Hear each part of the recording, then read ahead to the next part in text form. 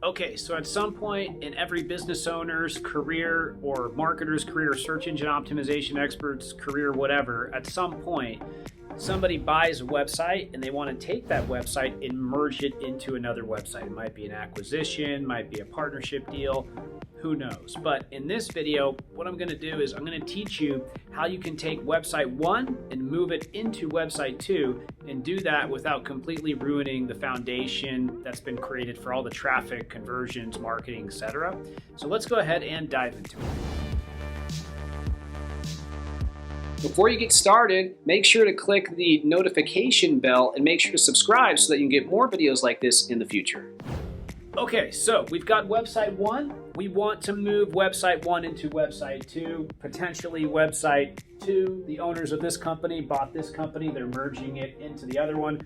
How do we go and handle all of that, right? So in this video, I'm gonna walk you through the process, what's important for SEO, what's important outside of SEO, and a couple bonus things that I've seen people mess up over the years. I've done this quite a bit, working for many large companies that acquire other companies on a consistent basis, and then we need to figure out how do we get it all to fit in the most optimal way into the overall business portfolio. So let's get into it. So first thing is, what you want to do first is determine the most high value pages. That's really, really key because there's only certain areas of websites that matter. So if you've decided you're going to take this website and you need to merge this website, you don't want it to exist anymore. You need to merge this website into this website.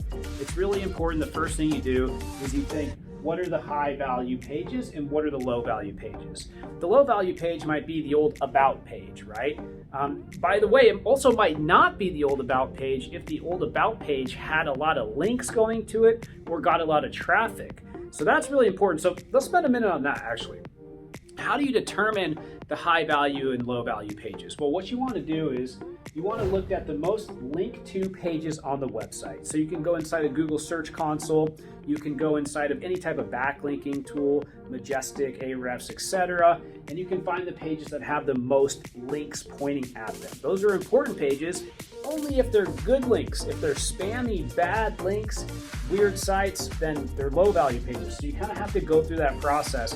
Generally, what I like to do is I like to just get a list of all the pages with all the most links and kind of spot check them. If it's a really big website, you have to use a different type of tool like Link Detox or something to find the pages that actually have the bad links. I will say sometimes with really big, older sites too, you're going to find tons of just spam out there. So that's something to look for. Also, you want to find the pages with the most traffic. Pages that have a lot of SEO traffic or traffic in general are usually going to be ones that are high value and pages with rankings in Google. So you can go inside of SEMrush, you can find all the pages with rankings in Google, any ranking at all, and you can export that. I would say err on the side of more high value pages and redirecting more than the other way around, right? So the less low value pages that you're not moving over, you're not rel canonicalling and 301 redirecting, the better, because the more that you can kind of get over, the better chance that you have to bring over the value of that other website, okay? So you determine your high value pages. We talked about checking for spam. That's really two things. Spammy backlinks. If there's one page that had 100,000 spammy backlinks, you probably don't want to redirect that page to the new site. And then also you can use something like, is it hacked, or look at the Google Search Console security report, the manual actions report. Make sure that there's nothing on that in that kind of world that makes it so that you wouldn't want to bring over that website. If there is something like that, address it first or just leave it and don't bring it over. The next thing you're going to want to do is crawl the site. So you're going to want to crawl all of website 1. You want to find all of the URLs, titles, descriptions, content, images, schema, and get that all into one either Google Sheet or get that into one Excel sheet or one dashboard, depending on if you're using something like Screaming Frog, Deep Crawl, SEMrush, or whatever type of tool that you're using to crawl. You're going to have a different system there. But get inventory of the entire website, right? And then you want to go ahead and score that inventory. So what are going to be the most high value pages, lowest value pages? And then once you have kind of a good look at that, you want to determine what's going to be the location on the new site. And that's kind of the tricky part, right? So you've got this whole site. How do you make it seamlessly come over to the new site and have a nice new location there? Well, you want to match it up with either some of the current sections of the website that exist there, or if there isn't a current section of the website that you could merge this into, like if there was 1,000 blogs that you would merge into their blog. If a blog didn't exist, then you're going to have to build an entirely new one. So you're going to need to do that type of planning. One thing that I would say that's really important is if people are coming from this site and they're expecting to see this site, they're expecting to see this content, whether it's through a search engine, whether it's through an ad, whether it's through affiliate marketing, aren't they going to be surprised when they try to come to this site, website 1, and they end up on website 2? That's a really important thing because that happens all the time. They click on it, they're in an entirely new location, the content kind of looks the same, is it a different brand? So how do you handle that point, right? Well, in that situation, and which is very, very common, you need to at least have a transition period, and that's up to you how long you want to have it, whether it's 6 months, a year, etc. But it's always a good idea to say that website 1 is now website 2 when somebody tries to go to website 1, which website 1 just used to exist and used to be a big brand. So there's a couple different ways you can do that. It can be pop-ups, it can be an interstitial, or it can just be a little banner that's on the page so that people know where they are.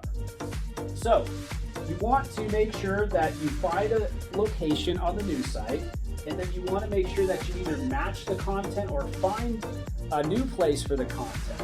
And then you want to consider how you're going to be transitioning it. So there's really two options. You can do a straight 301 redirect of all the high value pages to this website where you want it to exist on the new website, or you can have a transition period.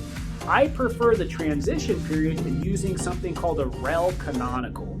So a rel canonical will basically tell Google, and this is just from the search engine perspective, that this location is now this location. So if you have example.com/1 on this website and example.com/1 now on this website, you can do a cross-site rel canonical for a period of 30 days to 60 days for all of those different URLs that you're moving over, all the high value pages, and that's going to have a gradual transition from website 1 to website 2 until you eventually flip over the 301 redirect, which is the permanent redirect from website 1 to website 2. Now, let's jump into some of the subtleties on SEO, how you handle some of the other important pages, and a few of the bonus things that you need to think about. So SEO, we talked about the most linked to pages that are not spammy links, right? It's all about link quality. So you want to find the most linked to pages with the highest link quality. Pages with traffic, any page with SEO traffic you want to bring over, and then pages with rankings. You can determine that, but mostly through Google Search Console or an SEMrush or any type of ranking tool that you want. Now, when we get into other important pages, you want to see any page that's got referring site traffic. Maybe there was a big media hit on the website, maybe they're running ads and getting referring site traffic that way, whatever. Any page that's getting referring site traffic, though, you want to make sure that you're transitioning over. Also, any landing pages for ads, any pages used for email, any pages that get social media traffic, if you're doing promoted posts, or you've got a page that's gone viral on social consistently, you're going to want to move that over. Any affiliate marketing pages, really anything that has traffic that's an asset, you're going to want to make sure you move over. I've seen so many times where people only actually look at maybe some of the pages that were ranking in Google. They forgot they had a whole email automation sequence that was built off of a series of landing pages, and then they take that down. People are clicking on their links and their emails and nothing works, right? So you got to think about that stuff. Also, as a bonus, two things I want you to keep in mind. Check the code and the status of the code. And what I mean by that is if you look in the code, you want to make sure that the website hasn't been hacked. You want to make sure that you're not bringing over any URLs that might have been inside of the code that still have the old domain in it. You really want to do a thorough review of the code just to make sure that there's nothing that's an old asset That's example website1.com coming over to examplewebsite2.com. In addition to that, you want to make sure that if it's HTTPS on the new site, which you should be on, that all of the images, all the fonts, all of that stuff is secure as well. And then finally, you want to make sure you have the correct status code for all of the URLs. So once you finally get everything over, you want to make sure that when you crawl, and you've already done that cross-site rel canonical, now you've done the 301 redirect, you want to make sure that you keep that sheet that you originally had that had the original crawl of the website. You want to crawl that all over again, and you want to make sure that you see a 301 redirect status code there and that everything's been transferred over properly. Pro tip, once everything's been done, everything is completed, another thing you can do is you can go back in time inside of your old ranking tool or inside of your old analytics export. You can find all the URLs that were ranking or all the URLs in analytics that ever got any traffic to the website, and then you can drop that into your crawl tool. You can crawl all of those pages, and then you can check the status code to make sure that there's a permanent 301 redirect in place. And if that's the case, you know that you've transferred everything over properly to the new site. And then also, generally, that same crawling tool is going to tell you the status code of the destination URL or the new URL that it's going to as well. If it doesn't, make sure that you check and crawl the entire new site and all the content that's been transferred over there to make sure that you have a 200 OK status code and that everything's being served properly.